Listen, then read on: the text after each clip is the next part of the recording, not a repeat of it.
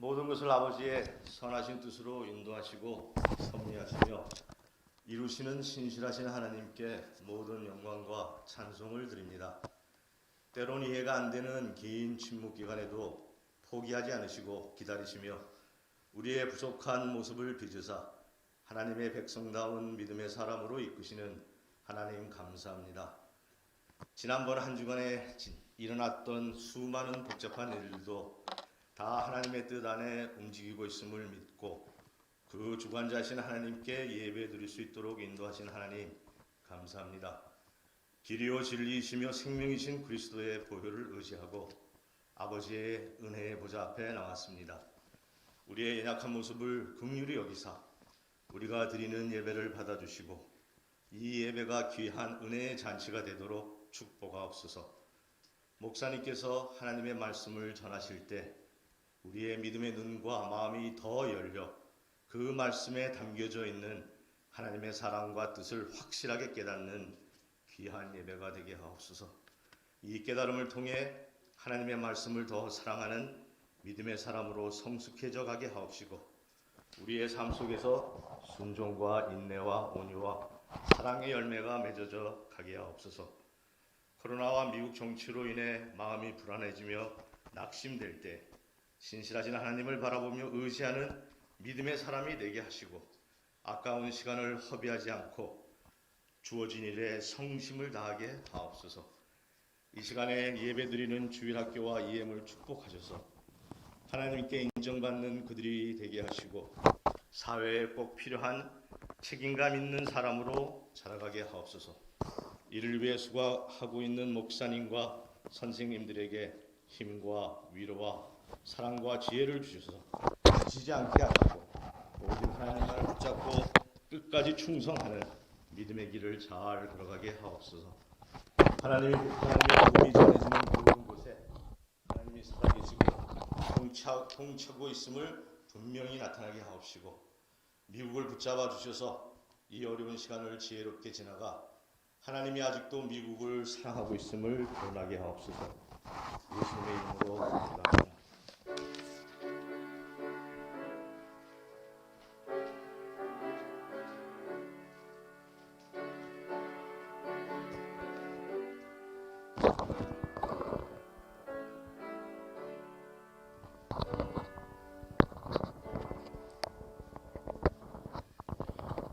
우리에게 주시는 하나님의 말씀은 누가복음 3장 3절에서 14절 말씀입니다.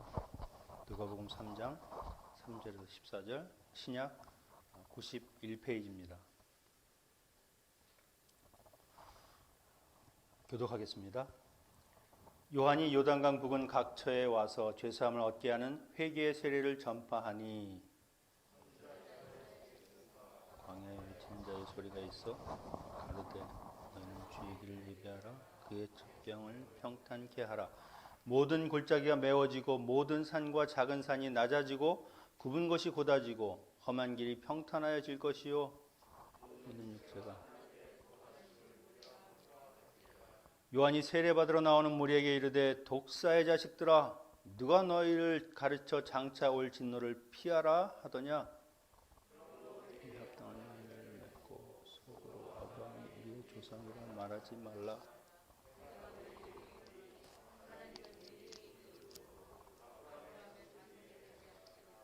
이미 도끼가 나무 뿌리에 놓였으니 좋은 열매 맺지 아니하는 나무마다 찍혀 불에 던지우리라. 무엇을 하리까? 대답하여 가로되 옷 두 벌 있는 자는 옷 없는 자에게 나눠줄 것이요 먹을 것이 있는 자도 그렇게 할 것이니라 하고 옷을 받고자 하여 무엇을 하리까 하며 가로되 정한 새 외에는 늑장치 말라 하고 또 물어가로되 우리 무엇을 할까 하라 하매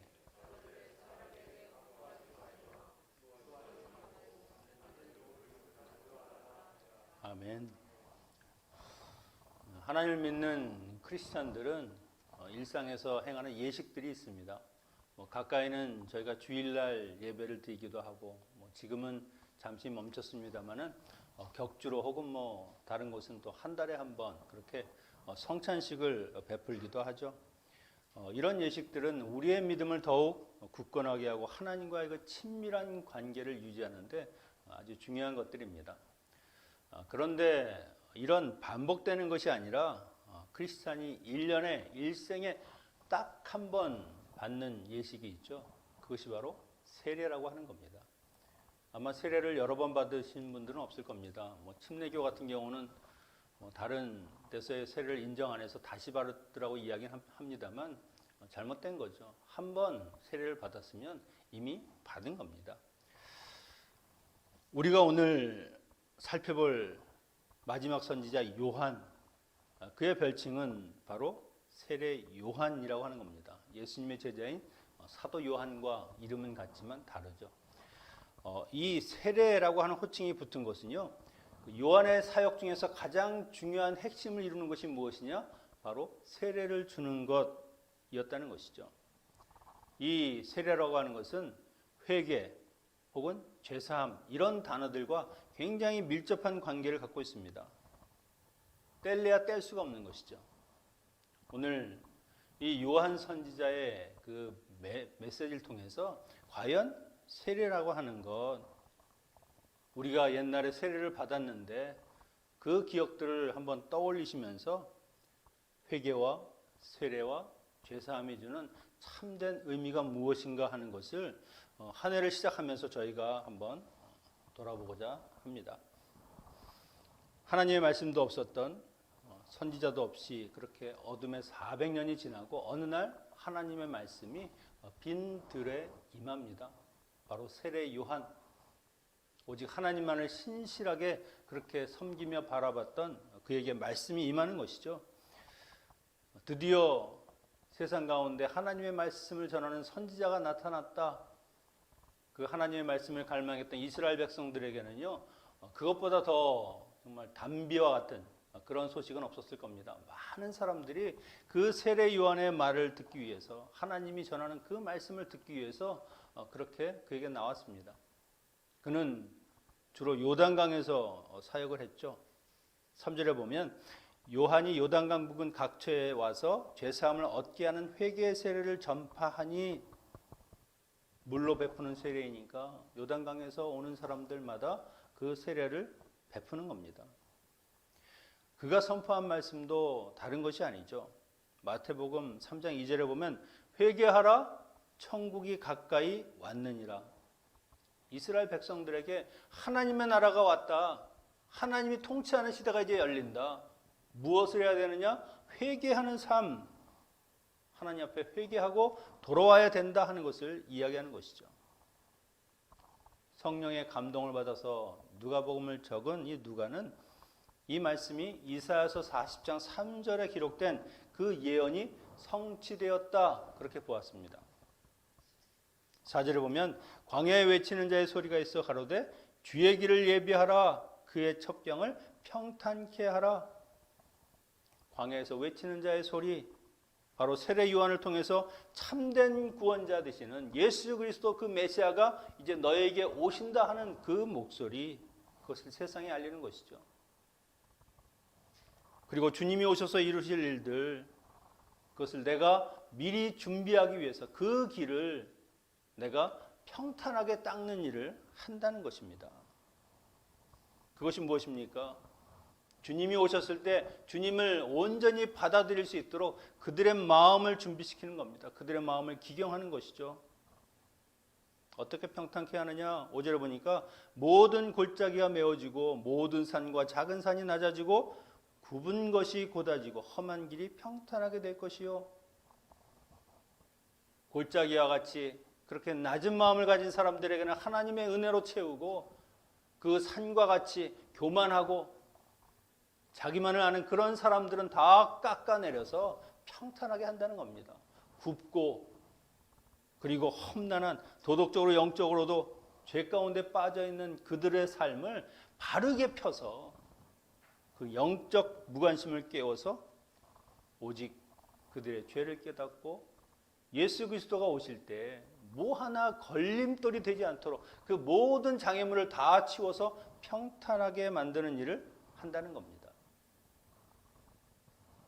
지금도 대통령이 어디 순방을 한다 그러면은 뭐 대통령이 바로 가겠습니까? 미리 그 밑에 일하는 사람들이 뭐 주무실 곳은 어떤지 또 방문할 곳 다 다니면서 뭐 잘못된 게 있는지 다 점검을 하는 겁니다.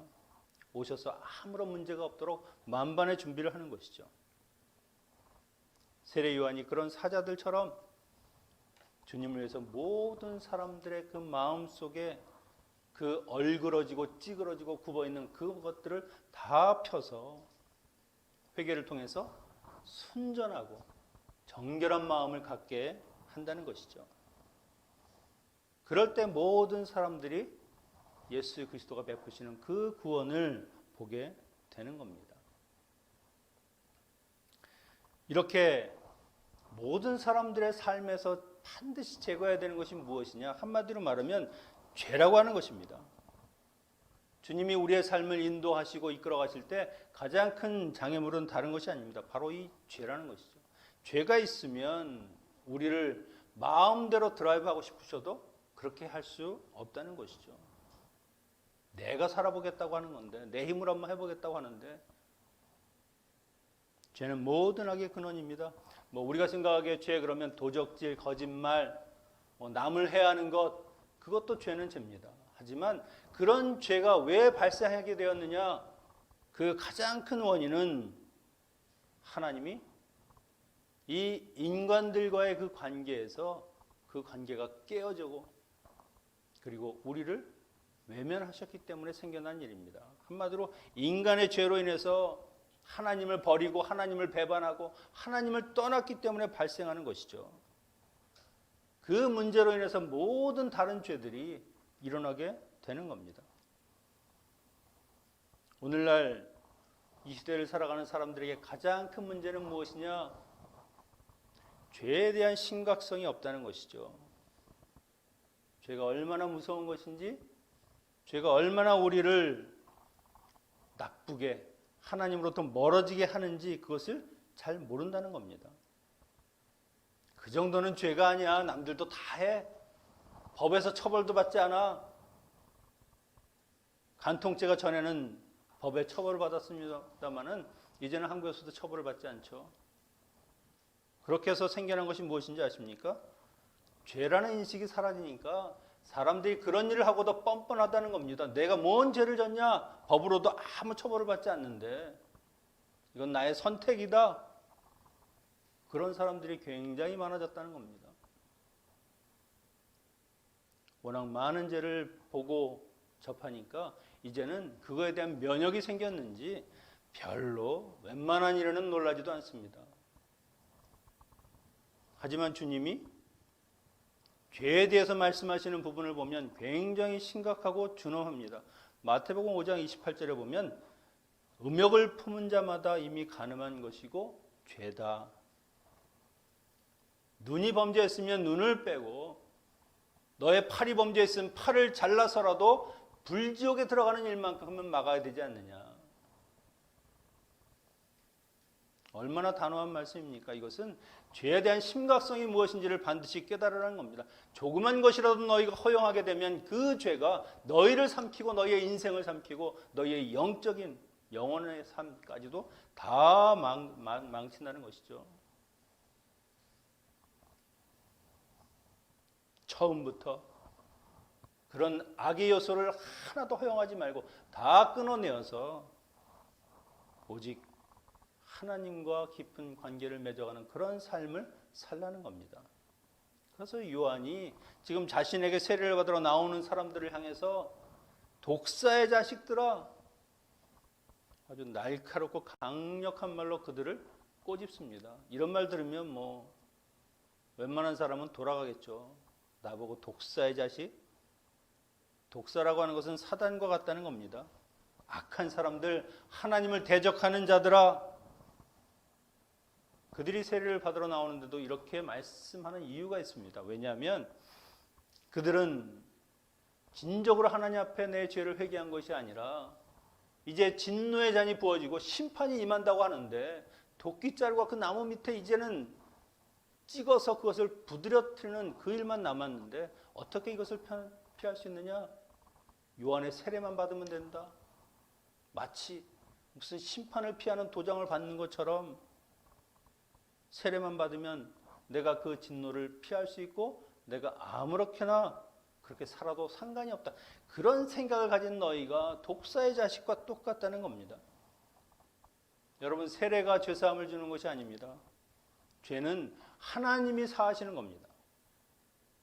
죄를 뉘우치고 하나님께 돌아오는 그 사람들에게 하나님이 놀라운 은혜를 베푸셔서 그 죄를 사하는 것이고, 세례라고 하는 것은 그것을 이제 내가 진정한 회개를 통해서 하나님의 죄사함을 받았다 하는 것을 표식을 주는 것이지, 세례 받는 것으로 죄사함을 받는 것이 아니죠. 여러분, 진정한 회개는 무엇입니까? 내가 하나님을 떠나 내 욕심대로 살았던 독사의 자식과 같은 삶을 살았던 그것을 돌이키는 것이죠. 나의 죄로 인해서 나 자신뿐만 아니라 내 주변에 있는 사람들이 그 독에 물려서 고통받고 그렇게 신음하는 것, 나는 아주 잘 살고 있는데 나로 인해서 다른 사람이 해를 입는 일은 없을 것이다. 과연 그런가요? 한번 물어보셔요. 진짜 그런가요? 나로 인해서 평안한지 아니면 괴로운지, 다 남들이 문제고 나는 문제가 없다.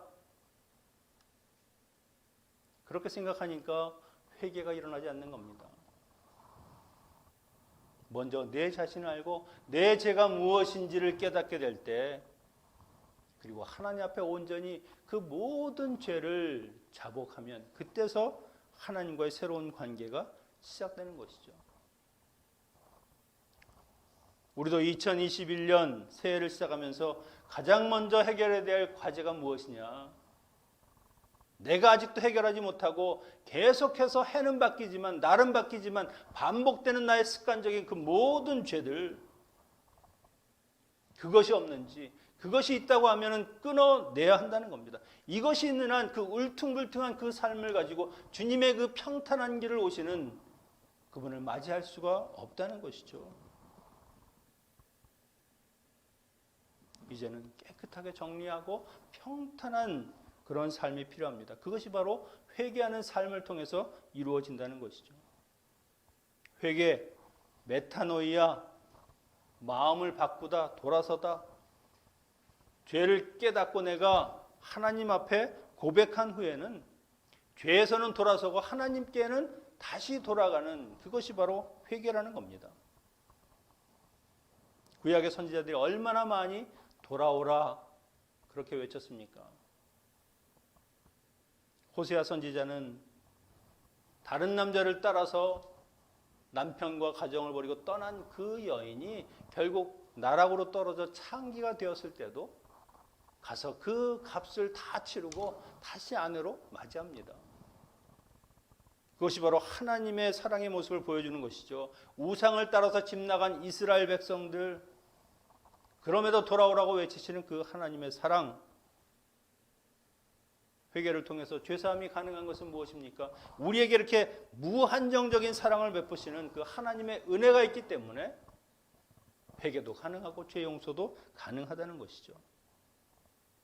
돌아오기만 하면 내가 어떤 죄라도 다 용서하겠다. 우리가 하나님 앞에 가면 하나님이 외면하시겠습니까? 아니요. 언제나 두 팔 벌려 우리를 맞이하는 겁니다. 잘 돌아왔다. 요한은 이렇게 회개하는 사람들에게 회개의 증표로 세례를 베풀고 있는 겁니다. 세례라고 하는 말도 담그다, 적시다. 우리가 세례를 합니다마는 침례교에서는 물에 들어갔다 나오는 것을 세례로 하지요. 침례를 하는 겁니다. 아마 이 세례 요한도 요단강에서 그렇게 침례를 했을 겁니다. 그 요단강 물에 푹 들어갔다가 다시 나오는. 물에 들어갈 때는 내가 죽고 전에 가지고 있던 그 죄가 물로 인해서 깨끗이 씻기고, 물에서 나올 때는 내가 새로운 생명을 가진 사람으로 다시 태어난다는 것을 보여주는 겁니다. 옛것인 나의 옛사람이 죽고 이제는 새 생명을 가진 새 사람이 된다 하는 것을 경험적으로, 물에 빠지는 것으로 그렇게 보여주는 것이죠. 그래서 여러분, 회개의 세례라는 것은 진정으로 회개하는 사람들, 그 죄사함을 받았다 하는 것을 그렇게 눈으로 우리가 보게 되는 겁니다. 오늘날의 세례는 메시아 이후에 이제는 내가 물에 들어가서 죽고 거기에서 죄를 씻고 나올 때 부활하신 예수 그리스도와 연합이 되어 이제는 그리스도가 나와 함께 살고 그리고 내가 그리스도의 사람이라고 하는 것을 고백하는 것, 그것이 세례가 되었습니다. 구약에서도 이 세례를 보여주는 사건이 있죠. 이스라엘 백성들이 홍해를 건널 때 바로 그것이 세례라고 하는 겁니다. 고린도전서 10장 1절에 보면 형제들아 너희가 알지 못하기를 내가 원치 아니하노니 우리 조상들이 다 구름 아래 있고 바다 가운데로 지나며 모세에게 속하여 다 구름과 바다에서 세례를 받고, 사도 바울은 그것이 세례라고 이야기하는 겁니다. 애굽에서 종살이하던 내가 그 홍해에 빠져서 죽고 이제는 하나님의 백성, 하나님의 자녀로 다시 그 홍해에서 건져져서 살림받는 새로운 인생을 살게 되었다.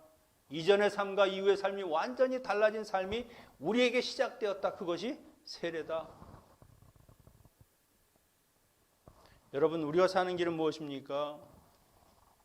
죄로 인해서 하나님과의 그 끊어진 관계를 다시 회복하는 것, 죄에서 돌아서서 하나님께 가는 것, 그것이 우리가 사는 길입니다. 회개를 통해서 나의 죄를 고백하고 이제는 내가 주님과 함께 새롭게 태어나는 사람이 되겠습니다. 이전과는 완전히 다른 인생을 사는 것이죠. 그래서 세례받지 못한 분들은 꼭 세례를 받아야 하는 겁니다. 또한 또 많은 분들이 이미 세례를 받았습니다만 세례는 한 번뿐이지만 우리는 늘 우리의 삶 속에서 세상과 마주칠 때 우리가 짓는 그 죄들을 하나님 앞에 항상 고백하고 회개하는 그런 회개의 삶이 있어야 되는 것이죠. 그러면 다시 또 하나님께서 우리의 죄를 용서하시고 우리를 하나님의 자녀로 회복시켜 주시는 것이죠. 요한은 그 세례 받으러 나온 사람들에게 이제는 세례를 받았으면 너희는 다른 삶을 살아야 한다. 그가 원하는 것은 무엇입니까? 8절 9절에 보면 그러므로 회개에 합당한 열매를 맺고 속으로 아브라함이 우리의 조상이라 말하지 말라. 하나님은 능히 이 돌들로도 아브라함의 자손이 되게 하실 것이다. 세례를 받아 새 생명을 이제는 받았으면 그것에 걸맞는 삶을 살아야 한다는 것이죠. 그에 합당한 열매를 맺는 삶. 여러분, 회개는 내가 죄인입니다. 잘못했습니다. 용서해 주십시오. 그렇게 해서 용서받는 것으로 다 된 것이 아닙니다. 이제 새로운 삶을 살겠습니다. 말로만 해서 되는 것이 아니라 실제적인 내 삶 속에서 예수 그리스도와 함께 연합되고 이제는 예수 그리스도의 사람으로 사는 것이 어떤 것인가, 그것을 보여주어야 한다는 것이죠. 그것이 없으면 다 가짜라는 겁니다. 거짓이라는 것이죠. 회개는 반드시 그 변화된 삶을 요구합니다.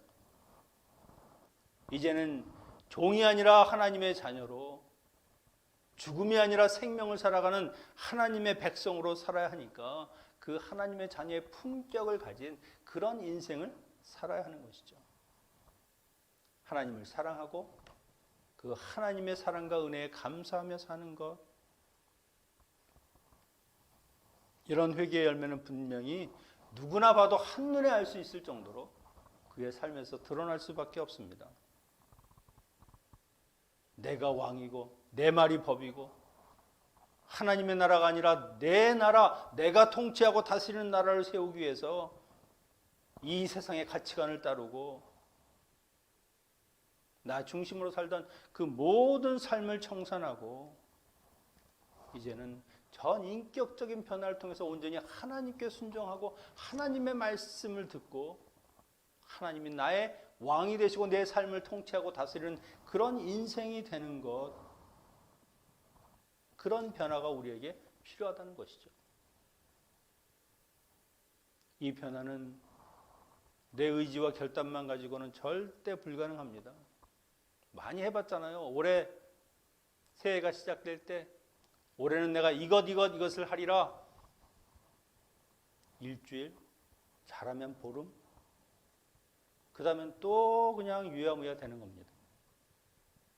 세례 요한을 통해서 하나님의 말씀으로 사람들이 깨닫고 뉘우치고 회개한 것처럼 날마다 하나님의 말씀 앞에 나를 비추고 내 본 모습이 어떤 것인지, 내 죄가 무엇인지, 하나님이 무엇을 요구하시는지 그 말씀에 사로잡혀 살아갈 때, 그럴 때 변화가 가능한 겁니다.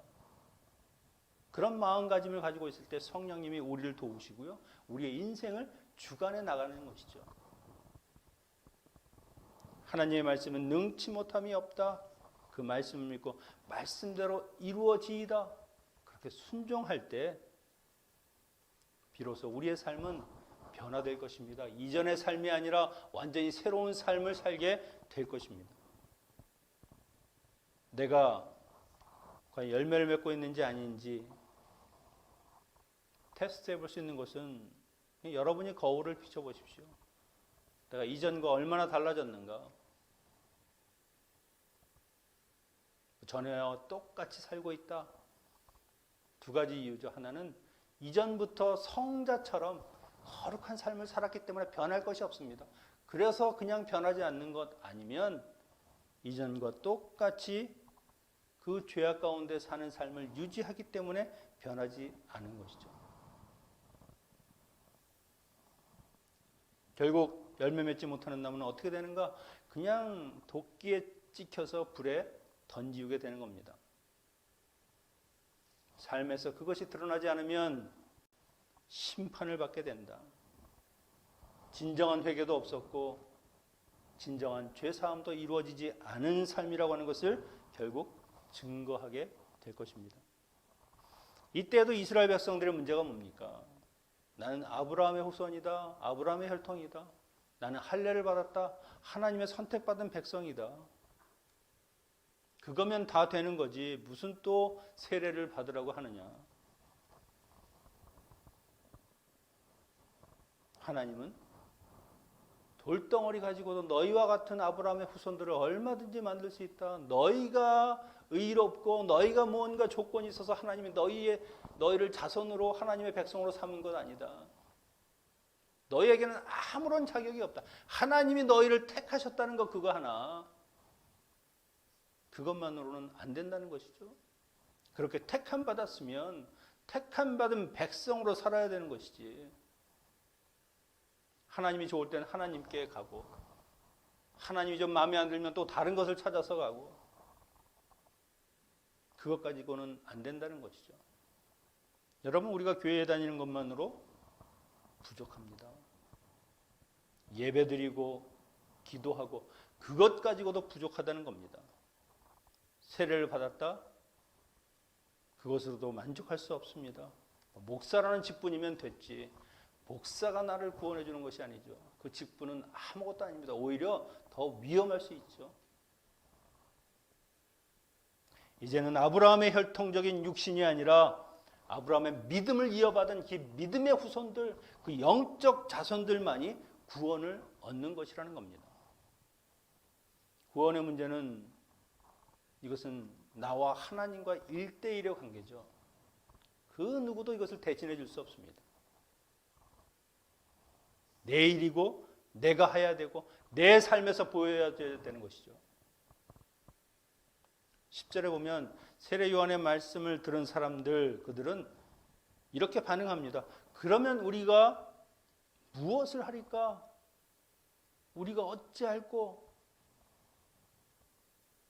여기에 나온 사람들은요, 이 중에 바리새인, 사두개인, 종교적인 지도자들도 있었습니다. 그들이 요한에게 세례를 받는다고 하는 것은 그 모든 군중들이 지켜보는 앞에서 나는 죄인이다. 나는 헛된 삶을 살았다. 그걸 고백한다는 것이죠. 얼마나 이것이 놀라운 일입니까? 그만큼 요한의 그 전하는 하나님의 말씀은 강력하고요. 그만큼 파괴력이 있다는 겁니다. 그들의 그 모든 껍데기들을 다 깨트려 버릴 정도로. 그런 마음으로 자기의 죄들을 보게 되니까 이제는 심각한 겁니다. 죽느냐 사느냐? 이 질문은 이곳에 나온 모든 사람들, 세리와 군인들 공통적으로 똑같이 묻습니다. 여러분, 진정한 회개를 하고 세례를 받은 사람들이라고 하면 이 질문이 꼭 따라와야 되는 것이죠. 어떻게 하면 내가 회개에 합당한 열매를 맺고 살겠습니까? 내가 다시는 그 자리, 그 더럽고 추한 그 자리에 내가 또다시 눕는 그것만큼은 하고 싶지 않습니다.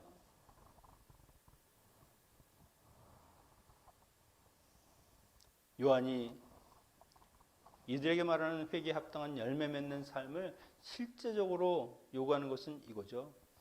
하나님의 사람으로 모든 사람들은 그 가진 것, 옷을 2벌 가졌으면 옷 하나를 나누고 너희의 삶에서 남는 것이 아니라 있는 것이라도 쪼개서 이웃과 나누는 그 사랑을 베풀라. 세리들은 더 이상 너희가 사람들에게 더 많은 세금을 징수해서 너희의 유익, 너희의 이익을 차지하지 말고 그냥 정당하게, 공정하게 그렇게 집행을 해라. 군인들도 자신이 가진 그 권력을 남용하지 말고 남을 착취해서 더 많은 돈을 빼앗지 말고 너희가 받는 그 봉급을 족한 것으로 여겨라. 이전에는 죄인 줄 모르고 남들이 하는 당연한 나의만의 특권으로 여겼던 그 모든 세상적인 유익들 쓰레기와 배설물처럼 여기고 이제는 삶에서 다 끊어내고 내가 맡은 자리에서 하나님이 원하시는 하나님의 백성다운 삶을 살아가라는 겁니다. 나를 포기하고 오직 하나님의 사랑과 하나님의 영광만 들어가는 삶, 그것이 회개에 합당한 열매 맺는 삶이라는 것이죠. 결국 회개에 합당한 열매는 무엇인가? 하나님의 나라에 들어갈 사람들이 세상을 쫓아가는 것이 아니라 하나님이 요구하시는 그 하나님이 원하시는 삶의 방식대로 살아가는 겁니다. 그걸 하나님께서 선별하는 기준을 삼으시는 것이죠. 내가 너희를 사랑한 것 같이, 그래서 너희를 구원한 것 같이 너희도 하나님을 사랑하는 그 사랑의 마음으로 내 인생을 살아가라는 것이죠. 저는 2021년을 맞으면서 올해는 정말 어떻게 살아야 할까? 이제는 정말 이전과는 좀 다른 삶을 살았으면 좋겠다. 백 목사, 너 2021년 어떻게 살 거냐? 그런 생각이 들더라고요. 이미 지나간 시간은 다 지나갔죠. 되돌릴 수 없습니다. 허비했든 낭비했든 거기서 실패를 경험했든 이제는 내게 주어진 그 남은 시간만큼은 제대로 살아야 되지 않겠느냐. 또다시 실수를 반복하고 또다시 너의 그 죄를 반복하면서 언제까지 헛된 삶에서 그렇게 벗어나지 못하고 살 것이냐. 올해부터는 이제는 새롭게 출발해라. 하나님 안에서 온전히 너희가 진정한 회개를 하고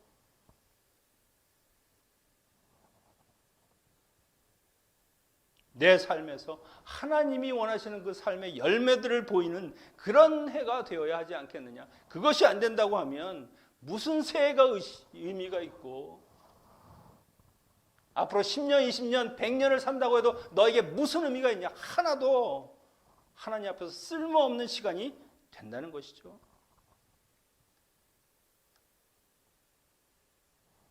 제 마음속에 생각하는 것들이 있습니다. 이야기를 하고 싶은데 조금 나중에 하겠습니다. 괜히 또 이야기했다가 아이고 이럴까 봐 좀 더 마음의 준비를 하고. 여러분, 올 한 해 여러분의 삶도 마찬가지입니다. 하나님 앞에 나를 내려놓고 진정으로 하나님이 원하시는 것이 무엇인가. 올해만큼은 내가 다른 해와는 다른 삶을 한번 살아보겠다.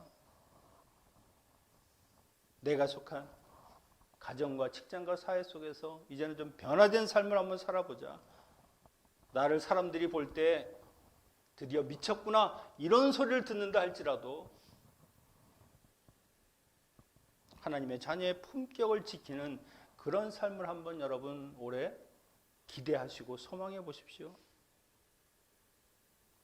주님이 우리를 인도하시고 성령님이 우리를 도우시고 주의 말씀이 우리를 사로잡기 시작하면 이건 반드시 이루어지는 일입니다. 전혀 불가능한 일이 아니라는 것입니다. 세례 요한이 베푸는 죄사함의 회개의 세례를 통해서 하나님 앞에 내가 어찌할꼬 그렇게 진정한 변화의 삶을 살고자 갈망했던 이 이스라엘 백성들처럼 이 새해에는 회개에 합당한 열매를 맺기를 소망하며 그 하나님 앞에 온전히 우리 자신을 드리는 우리 빌립보교의 모든 성도님들 되시기를 축원합니다. 기도하겠습니다. 우리의 삶의 주관자 되시는 아버지 하나님, 우리에게 새로운 2021년 새날을 주시고 주님의 은혜 가운데 출발하게 하심을 감사를 드립니다. 올해만큼은 우리의 인생을 하나님께 맡기고 하나님을 끝까지 신뢰하며 주의 말씀에 순종하는 믿음의 자녀들이 되게 하여 주시옵소서. 주님께 온전한 믿음을 보이는 믿음의 자녀들이 되게 하여 주시옵소서. 예수님의 이름으로 기도하옵나이다. 아멘. 봉헌하시겠습니다.